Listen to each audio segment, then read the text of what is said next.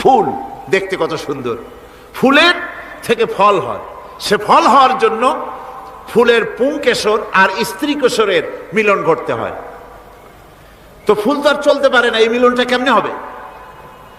এই জন্য আল্লাহ পাকের রুচি দেখেন, আল্লাহ পাকের রহমত দেখেন, আল্লাহর কুদরত চিন্তা করুন। সুবহানাল্লাহি বিহামদিহি। ফুল সুন্দর জিনিস, ফুলের চাইতে আর কিছু সুন্দর আছে নাকি? এত সুন্দর ফুল, এই পুংকেশর এবং স্ত্রী কেশরের বিনিময়টা কে করবে? এইটা করার জন্য আল্লাহ পাক এই দায়িত্ব তেলাপোকাকে দেন নাই, দিছেন নাকি? আর শোলাকে দিছেন, সার পোকাকে দিছেন, উই পোকাকে দিছেন, তাতে ফুলের ইজ্জত নষ্ট হবে। ফুল যেমন সুন্দর, আল্লাহ রুচি, আল্লাহ রাব্বুল আলামিনের সৌন্দর্য বোধ কত বিরাট, কত মহান আল্লাহ পাক। ফুল যেমন সুন্দর, ওই সুন্দর ফুলের উপরে তেলাপোকা পড়লে ফুলের সৌন্দর্য নষ্ট হবে।